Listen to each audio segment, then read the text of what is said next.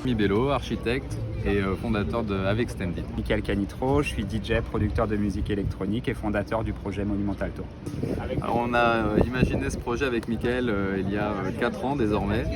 On co-construit des shows inédits, visuels et lumineux. Donc on utilise la vidéoprojection, le laser, la lumière pour créer des shows immersifs sur le patrimoine. Donc une rencontre entre l'art numérique, le patrimoine et la musique électronique. Le but étant de créer des concerts immersifs et de créer une véritable expérience qui est autant musicale que visuelle pour le public. À chaque bâtiment, à chaque architecture, on crée un spectacle sur mesure. On a nos grands thèmes qu'on construit au fil de l'année et qu'on adapte en fonction de l'architecture et des sites dans lesquels le spectacle et le Monumental Tour vient poser ses valises. Dans un premier temps, c'est vrai qu'on passe justement ce message de se dire qu'on est dans des lieux extraordinaires.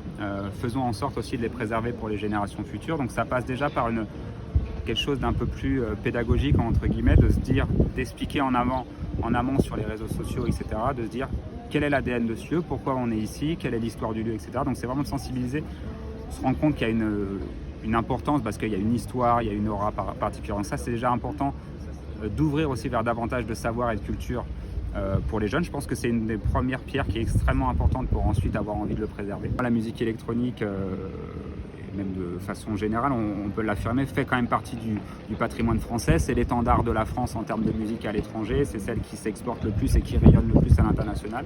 Mais c'est vrai qu'en France, on a encore besoin finalement de la présenter aussi et de continuer à la démocratiser en la sortant justement de ces terrains d'expression habituels qui sont les clubs ou les festivals et en la présentant dans des écrins exceptionnels, des écrins patrimoniaux pour justement lui donner toutes ses lettres de noblesse et en même temps de pouvoir donner accès à un public plus large qui ne sort pas forcément en club ou en festival. C'est toujours un nouveau challenge. C'est vrai que c'est important de rappeler que ce n'est pas finalement un kit qu'on déplace de site en site. À chaque fois, c'est une inspiration différente par rapport au lieu, par rapport au contexte, par rapport à l'architecture, son histoire, etc. Donc à chaque fois, on va retrouver l'ADN de Monumental qui est bien évidemment notre ADN artistique, à moi et à Jérémy Bello qui s'occupe de la partie visuelle, mais l'idée ça va être de vraiment s'imprégner et s'inspirer du site qui nous accueille. Donc à chaque fois c'est une nouvelle création, autant musicale que visuelle, et c'est pour ça que c'est important, en tout cas pour les gens même qui suivent le projet, de pouvoir faire en sorte dans la mesure du possible, de nous suivre, puisque chaque chose sera unique. Alors, évidemment, on garde toutes nos cartes et la surprise, mais on va exploiter au maximum le caractère immersif de la place, avec une projection sur les 3 faces, 5 façades, mais 3 plans. Donc vraiment pour avoir une immersion en termes d'image, et on va venir augmenter le mapping en place que vous allez pouvoir découvrir dans le cadre de la belle saison.